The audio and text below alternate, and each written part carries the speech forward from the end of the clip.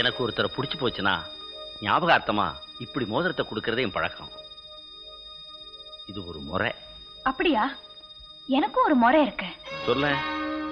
இப்படி தனியா வர என்கிட்ட எவனாவது இந்த மாதிரி பொறுக்கித்தனமா நடந்துக்கிட்டா ஒண்ணு கால்ல கடக்கறத கழட்டி அடிச்சிருப்பேன், இல்ல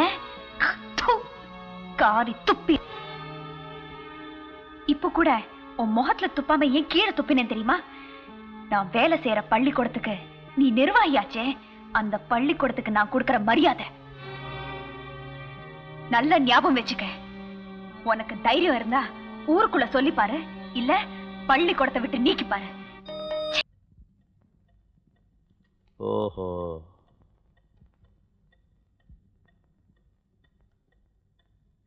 இந்தாங்க. என்ன சார் கூப்பிட்டீங்களா? அது உன் கையில் தானே? ஆமா சார். என்ன தைரியம் இருந்தா இப்படி அசிங்கமா படம் வரைஞ்சு அந்த பொண்ணு கிட்ட கொடுப்பேன்? நான் கொடுக்கல சார். கையில் கொடுத்தா என்ன, புக்கில் வச்சா என்ன, ரெண்டும் ஒன்று தான்ப்பா. ரெண்டுமே நான் செய்யல சார். அப்போ ரெக்க முளைச்சு தானா புஸ்தகத்துக்குள்ள பூந்துருச்சா? சத்தியமா சொல்றேன் சார், என்ன நம்புங்க. அவர் இவங்க புக்ல பேப்பரை வைக்கிறத நான் கண்ணால பார்த்தேன். இப்ப என்ன சொல்ற? இதை எப்படியே விட்டுட கூடாது சார், தகுந்த நடவடிக்கை எடுக்கணும். சார், சாட்சியும் சந்தர்ப்பத்தையும் வச்சு என்ன குற்றவாளின்னு முடிவு பண்ணாதீங்க. பொதுவா தப்பு பண்றவெல்லாம் தன்னை யோக்கியம் தான் சொல்லிக்குவான். போலீஸ்ல ஹேண்ட் ஓவர் பண்றதா நல்லது. பாவம் சார், போனா போறாரு. இந்த ஒரு தடவை டீச்சர் கிட்ட மன்னிப்பு கேட்க சொல்லிட்டு விட்டுருங்க. அந்த பொண்ணு கிட்ட மன்னிப்பு கேளு. மன்னிப்பு கேட்டீங்கன்னா பிரச்சனை இங்கேயே முடிஞ்சு போகும். வசதி எப்படி? என்ன மன்னிச்சிருங்க டீச்சர். இத பாரு, நானும் விவரத்தை எல்லாம் கிளிப்பிள்ளைக்கு சொல்ற மாதிரி சொல்லிட்டேன். நீ என்னடான்னா கல்யாணத்துக்கு இப்ப என்ன அவசரம்னு கேட்கிற? என்ன பிடிக்கலன்னா சொல்லிடு. சரி, அப்ப நானும் என்னை பத்தி ஒளிவு மறைவு இல்லாம சொல்லிடுறேன். அதுக்கப்புறம் நீங்க ஒரு முடிவுக்கு வாங்க. நான் ஒரு அனாதை. எங்க அம்மா செத்ததுக்கு பிறகு என்னை வளர்த்து ஆளாக்க வேண்டிய எங்க அப்பா ஒரு நாள் ராத்திரி என்னை ரயில்வே ஸ்டேஷன்ல தூங்க வச்சுட்டு யாரோ ஒருத்தியோட ஓடி போயிட்டாரு. அப்போ எனக்கு வயசு 8. எனக்கு ஒரு பழக்கம் உண்டு, எந்த பாட்டு கேட்டாலும் நான் அப்படியே திருப்பி பாடிடுவேன். அதான் என் வயத்துக்கு துணியா இருந்துச்சு. அனாதைன்னு ஏற்கப்பட்ட உதவி செஞ்சவங்களும் இருக்காங்க, எரிச்சலோடு என்னை விரட்டினவங்களும் இருக்காங்க. அப்படி இருக்கிறப்போ வானமே 2ஆ பொழந்த மாதிரி 3 நாள் விடாத மழை. பாடி பசிய போக்கிக்க கூட வழி இல்லை. குருவி கூட்டுக்குள்ள கிடக்கிற மாதிரி ரயில்வே ஸ்டேஷன் பெஞ்சில் பசியோடு சுருண்டு கிடந்தப்போ, குழந்தை, உன் வீடு எங்கம்மா இருக்கு? எனக்கு வீடு இல்ல. அப்பா அம்மா எங்க இருக்காங்க?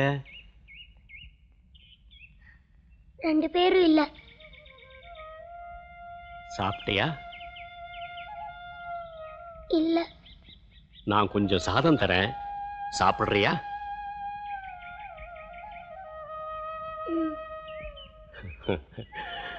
வாம்மா, வா வா.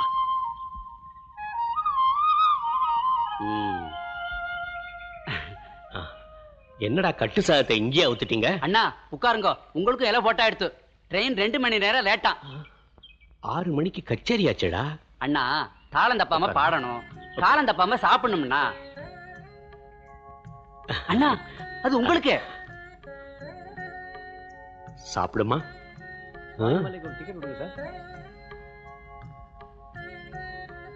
சாப்பிடு.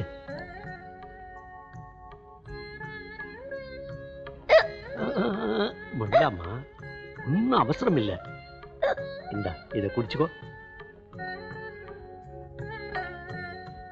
கர்மம் கர்மம், பிச்சைன்னு வந்த 2 அள்ளி போட்டு அனுப்ப வேண்டியதானே. இலை போட்டு சாப்பாடு.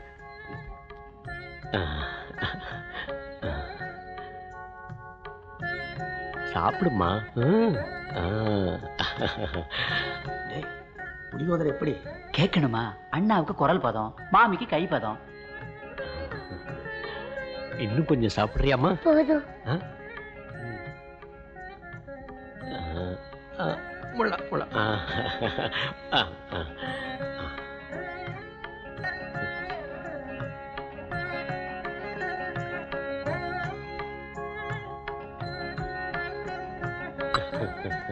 வரேன். வா. இப்ப பாடினிய பாட்டு நோக்கு யார் சொல்லி கொடுத்தா? யாரும் சொல்லி கொடுக்கல. ஒரு தடவை கேட்டேன்னா அது அப்படியே பாடிடுவேன். ஒரு தரம் கேட்டா பாடுவியா? நான் ஒன்னு சொல்றேன், பாடுறியா?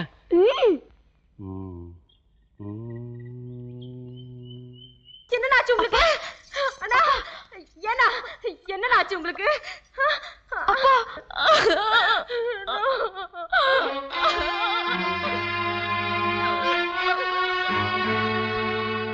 பிச்சைக்காரியா இருந்த என்ன தன்னோட இசைக்கு ஒரு வாரிசா உருவாக்கிட்டோங்கிற சந்தோஷத்திலையும் பூரிப்பிலையும் ஓடியாந்து என்னை வாழ்த்த வரும்போது மயக்கம் போட்டு கீழே விழுந்துட்டாரு. அதுக்கப்புறம் தான் தெரிஞ்சது, பாடுற வாயும் தாளம் போடுற கையும் பாதம் வந்து மறுத்து போச்சுன்னு. அதுக்கப்புறம் குடும்பத்தில் வறுமை வந்துருச்சு. அவரை அதான் எங்க அப்பாவையும் குடும்பத்தையும் காக்க வேண்டிய பொறுப்பு இந்த குரலுக்கு வந்துருச்சு. அந்த நேரத்தில் தான் இந்த பள்ளிக்கூடத்துக்கு ஒரு பாட்டி டீச்சர் தேவைங்கிற விளம்பரத்தை பார்த்துட்டு இங்கே வந்து சேர்ந்தேன். என் வாழ்க்கை எப்படி ஆனாலும் பரவாயில்ல, ஆனால் எங்கள் அப்பாவையும் அம்மாவையும் கடைசி வரைக்கும் காப்பாற்றுற மகளாவே நான் இருக்கணும். இப்போ சொல்லுங்க, என்னை நீங்கள் கல்யாணம் பண்ணிக்க முடியுமா?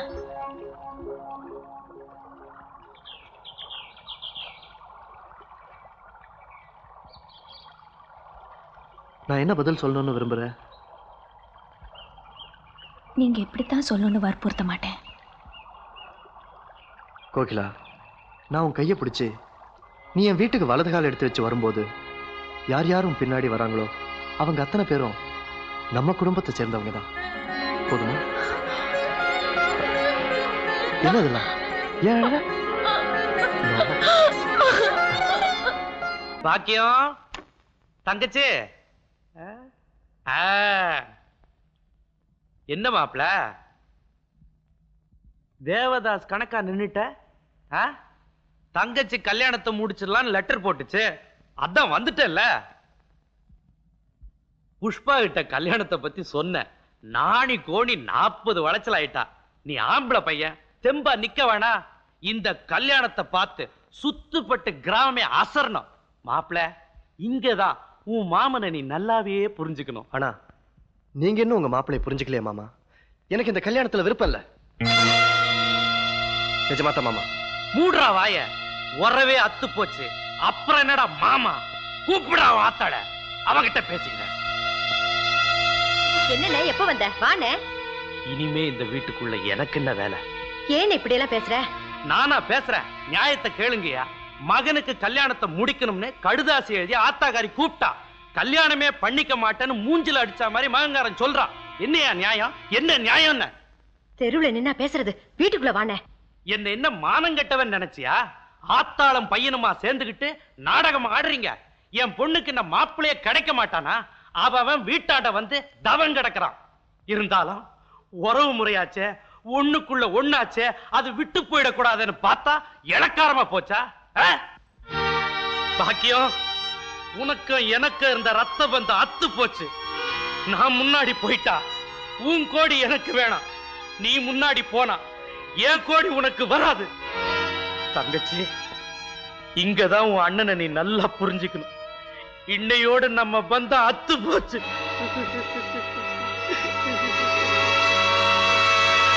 ஊரே கூடி அவமானப்பட்டாச்சு. இனிமே எதுக்காக இந்த ஜென்மத்தை வச்சுக்கிட்டு இருக்கணும்? ஒண்ணு புருஷனால சுகப்படணும், அதுதான் இல்லாம போச்சு. சரி, பெத்த புள்ளியாலையாவது நிம்மதியா இருக்கலாம்னா அதுக்கும் வழி இல்ல. இனிமே எதுக்காக உயிரோடு இருக்கணும்? நான் எதையாவது குடிச்சிட்டு சாகுறேன். கூட பிறந்தனோட கோடி தான் இல்லாம போச்சு. பெத்த புள்ள கொள்ளி வைக்கிறத நான் முடிச்சு பாத்துக்கிட்டா இருக்க போறேன். இத குடிச்சிட்டு நான் சாகதான் போறேன். அம்மா விடுங்க, குடுங்கம்மா. மாட்டேன். அம்மா விடுங்க.